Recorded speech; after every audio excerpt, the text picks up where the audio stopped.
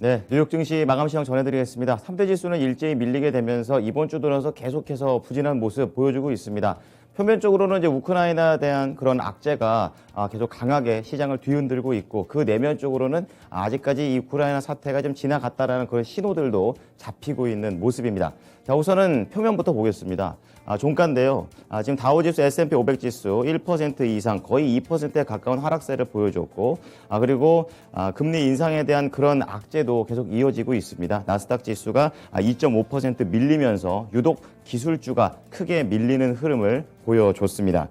자, 시장의 키워드 소식이 그냥 하나밖에 없습니다. 우크라이나 관련해가지고 거의 쏟아졌다라고 보시면 되겠는데요.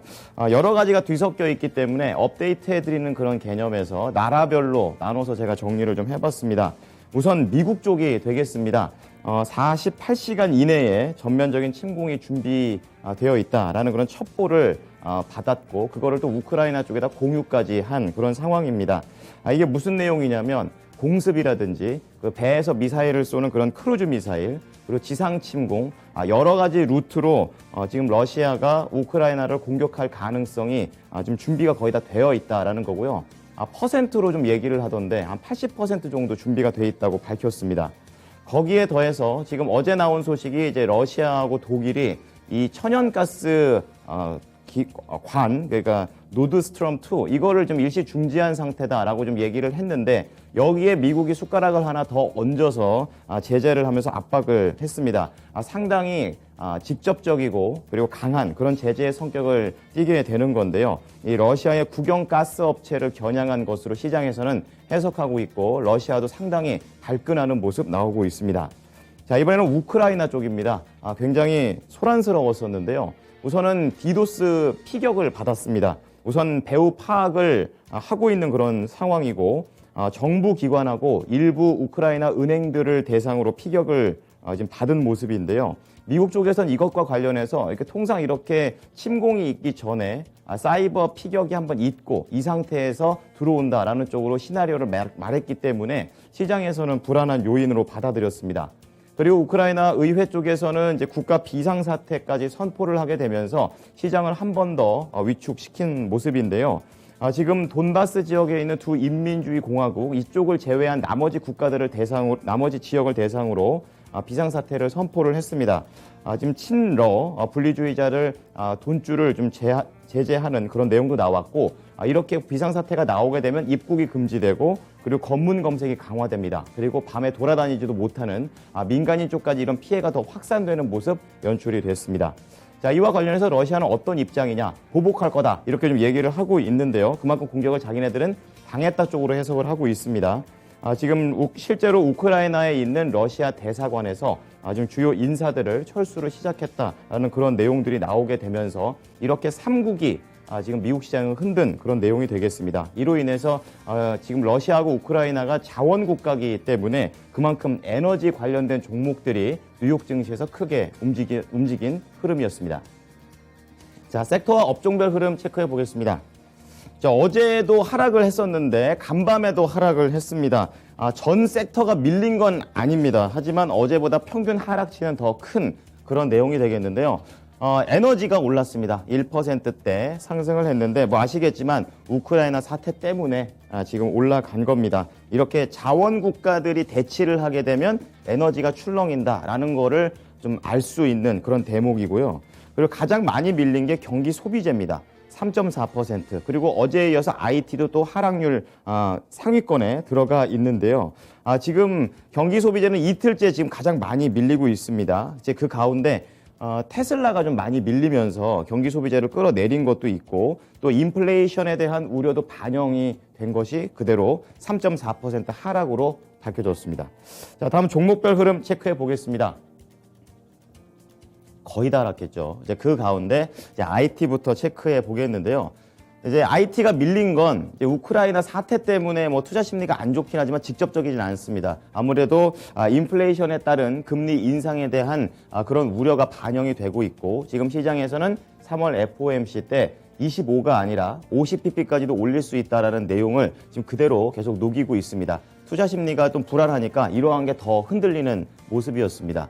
뭐 마이크로소프트, 애플, 구글에 모여서 알파벳, 그리고 메타 플랫폼스, 아마존까지 적게는 1% 중반, 많게는 거의 3% 중반까지도 올라가는 그런 흐름이 연출이 됐습니다.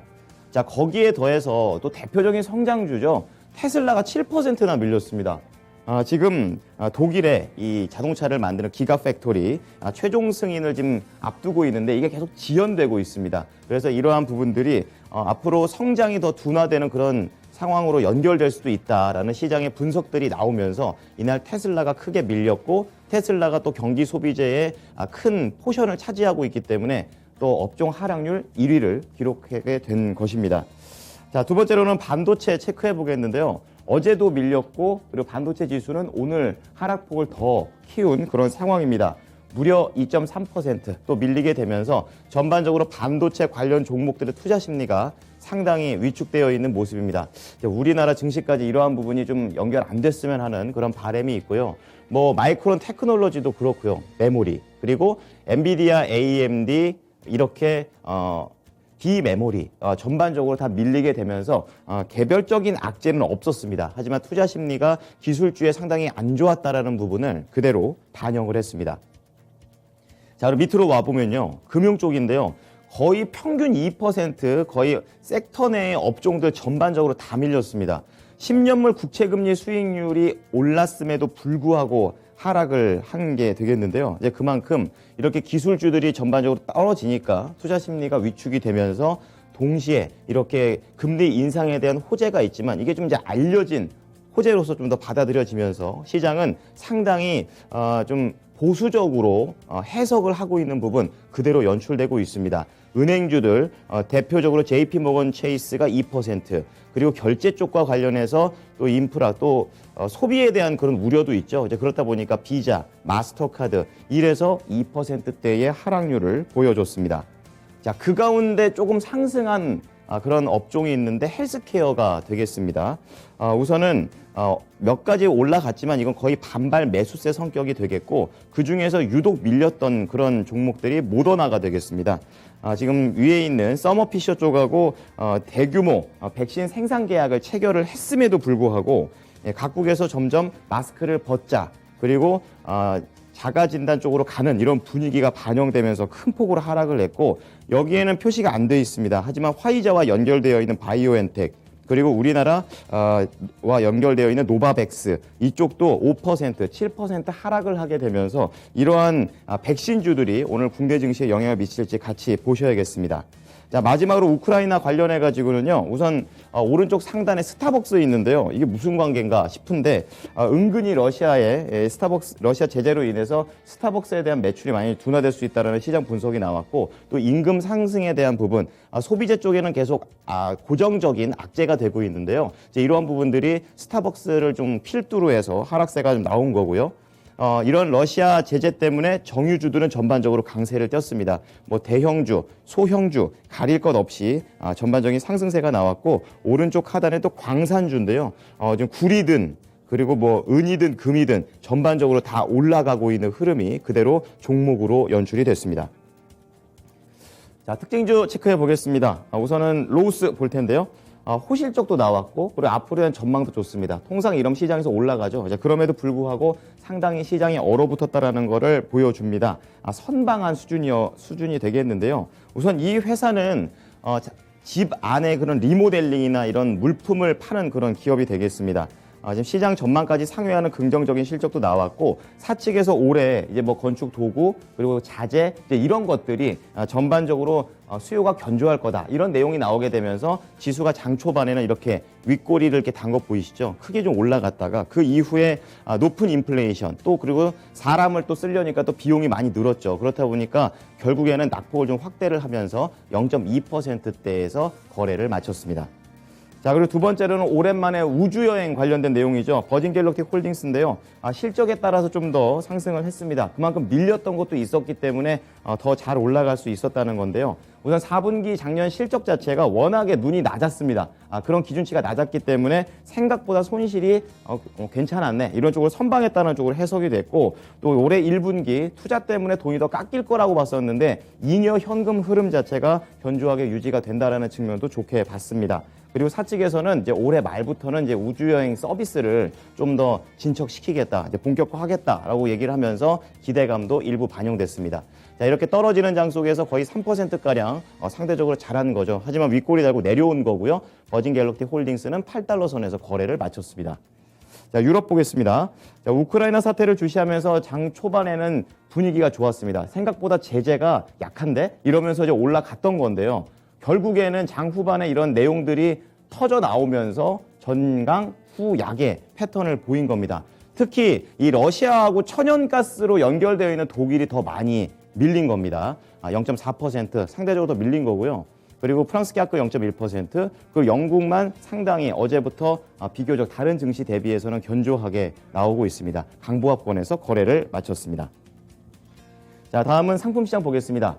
자, 유가 볼 텐데요. 유가는 소폭 올랐습니다. 악재 속에서도 약간은 올라가는 모습이 연출되면서 92달러 선. 근데 시장에서는 지금 러시아까지 제재가 들어가면은 한 뭐 100달러 이상도 지금 보고 있는 그런 상황이 되겠고요. 구리 가격은 인플레이션 그리고 우크라이나에 대한 그런 악재가 부각되면서 이제 10,000달러에서 9,800달러까지는 내려와 있습니다. 이날 비철금속 시장에서는 구리만 하락했다는 부분, 앞으로 경기 회복과도 연결되기 때문에 같이 보셔야 될 것 같고요. 그리고 금값은 1년 만에 최고치입니다. 시장이 이렇게 어수선하니까 안전자산은 계속해서 각광을 받는 모습이 나오는데요. 약간은 좀 금값 쪽에서는 올라갔습니다. 그러니까 달러 쪽에서도 상승을 하게 되면서 이날 환시장하고 금시장은 지금 안전자산 선호 현상이 나온 거고요. 밑에 있는 10년물 국채금리는 오히려 올랐죠. 이제 그러면서 거의 2% 근처까지 간 건데요. 이쪽에서는 금리 인상과 그리고 우크라이나 사태가 서로 충돌을 하게 되면서 조금 더 금리 인상 쪽에 시선이 간 겁니다. 그러니까 채권 시장 쪽은 위험 선호 현상이 좀 더 나왔습니다. 자, 미국 현지 연결해 보겠습니다. SH인베스트먼트 김선영 연구원입니다. 연구원님 안녕하십니까? 예, 안녕하십니까? 3대 지수가 또 크게 밀렸습니다. 세부적인 내용 전해주시죠. 예, 오늘 뉴욕 증시는 개장 초 지난 4거래일 연속의 하락에서 벗어나면서 상승하기도 했지만 오후 들어 상승분을 모두 반납하면서 3대 지수가 모두 1.3에서 2.6% 가까운 급락세를 보였습니다. 러시아와 우크라이나 간에 전면전이 발생할 수 있다는 불확실성이 지속되는 것이 투자 심리에 부담을 가하는 가운데 미국이 러시아에 대한 추가 제재를 시사하자 러시아 역시 강력 대응을 예고하면서 긴장감이 고조되는 데다 전면전이 발발할 경우 유럽을 비롯한 전 세계적인 인플레이션 추가 상승 전망이 제기되는 점이 시장의 악재로 반영이 된 것으로 보입니다. 한편 전일 미국 정부는 러시아의 최대 국책은행인 대외경제은행과 방위산업지원 특수은행인 산업건설은행 등 42개의 회사를 제재 대상에 올려 서방과의 거래를 전면 차단했고 이들의 해외 자산도 동결하기로 했으며 이에 대해 러시아 외무부는 미국의 제재에는 강력한 대응이 있을 것이라면서 제재의 압박은 자국의 이익을 소화하려는 러시아의 결의에 영향을 줄 수 없다고 강력하게 주장하고 있습니다. 한편 푸틴 대통령의 우크라이나 침공을 억제하기 위해서는 석유와 천연가스 수출을 막는 것이 최선이지만 그에 따른 추가 유가 상승으로 인해 11월 중간 선거를 앞둔 조 바이든 대통령의 고민도 깊어지는 모습입니다. 러시아는 사우디아라비아와 함께 세계 최대 산유국이자 천연가스의 생산국으로 미국과 유럽을 비롯해 전 세계가 러시아 석유와 천연가스를 공급받고 있으며 특히 EU는 전체 천연가스 공급량의 3분의 1을 러시아로부터 받고 있는데요. 러시아는 이로 인해 독일이 노르드 스트림 2 가스관 승인을 취소하기로 했다는 발표에도 큰 반응을 보이지 않고 있는 상황입니다. 만일 미국이 러시아의 수출 금지를 결정할 경우 이로 인해 휘발유 등 에너지 가격이 치솟을 경우 인플레이션으로 이어져 현 정부의 불만이 많은 유권자들이 중간 선거에서 민주당에게 등을 돌릴 것이라는 우려로 바이든 대통령이 섣불리 강한 제재에 나서지 못할 것이라는 전망이 제기되고 있는 상황인데요. CNN은 유럽 역시 자체 정치적인 제한으로 인해 석유와 가스 수출 통제를 적극적으로 추진하지 못할 것이라면서 결국 서방의 러시아 제재는 범위가 제한적일 수밖에 없을 것이며 푸틴 대통령 역시 이 점을 잘 알고 있어서 이것을 이용할 것이라고 전망을 하고 있습니다. 한편 바이든 대통령은 어제 발표된 1차 제재안에서 러시아의 금융기관 두 곳을 서방 금융망에서 차단하고 국채 발행을 금지하는 한편 개인에 대한 제재를 선언하고 있지만 석유와 가스 수출과 관련된 규제는 명확히 언급하지 않고 있는 상황입니다. 라파엘 보스텍 애틀란타 연방은행 총재가 연방준비제도가 비상정책 기조를 벗어나야 한다고 주문하고 있습니다. 그는 연준이 경제 지표를 보고 앞으로의 정책을 결정해야 한다면서 연준은 고용 악화 없이도 비상정책 기조를 벗어날 수 있다면서 미국 경제는 아직도 매우 견실하다며 기업과 생산 현장은 아직도 사람을 구할 수가 없어 제약을 받고 있다면서 사람들은 수요와 지출에 대해서 움직일 준비가 되어 있다고 평가를 하고 있습니다. 그는 또한 향후 수달간 경기 수요가 줄어들 것이라는 명확한 증거는 없다면서 성장은 계속될 것이지만 다만 러시아에 대한 제재가 경제에 어떤 영향을 미칠 것인가에 대해서는 확신하지 못한다면서 불확실성으로 인해 투자가 다소 위축될 수는 있다고 덧붙이고 있습니다. 네, 다음은 종목 소식이 되겠습니다. 기술주가 다 밀린 가운데 메타 플랫폼스에서는 새로운 또 서비스를 만들었는데요. 릴스라고 하는데 이거 제가 알기로는 지금 틱톡하고 비슷한 겁니다. 왜 만들었는지 좀 자세한 내용 전해주시죠. 예, 그렇습니다. 페이스북의 모회사인 메타 플랫폼이 미국에서만 제공하던 페이스북 릴스를 150여 개국의 안드로이드와 iOS 이용자에게도 확대한다는 소식입니다. 릴스는 인스타그램의 쇼폼 컨텐츠 서비스로 지난 9월부터 미국에서 공식 도입됐으며 이전에는 멕시코와 인도, 캐나다에서도 시험적으로 운영된 바 있었습니다. 전문가들은 중국의 틱톡이 쇼폼 서비스로 인기를 끌면서 페이스북도 전면 대응에 나선 것이라고 분석을 하고 있는 가운데 릴스의 공식 출시가 틱톡에 대항하는 한편 MZ세대 이용자 유치를 과제로 삼고 있는 메타에게는 중요한 시험대가 될 것으로 예상을 하고 있는데요. 최근 침체기에 있는 메타는 릴스 서비스 확대로 반전을 노린다는 분석인데요.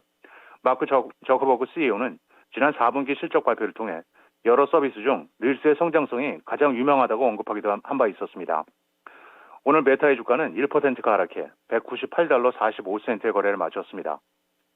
마지막으로 내일은 연방 상무부의 1월 신규주택 판매 건수가 발표되며 시장의 예상은 전달 대비 소폭 감소한 80만 5천 건이며 이어 연방노동부의 4분기 GDP 수정치, 주간 실업수당 청구 건수, 에너지청의 주간 원유와 천연가스 재고량이 발표되고 개장 전 알리바바를 시작으로 오토홈, 에나이저부시 인베브, 모더나, 파파존스, 웨이페어, 시월드 엔터테인먼트, 그리고 폐장 후에는 블록잉크, 옥시덴털 페트롤리엄, 인투이트, 델, 코인베이스 글로벌, 오토데스크, G스케일러, 그리고 비욘드 미트가 지난 4분기 실적을 발표합니다.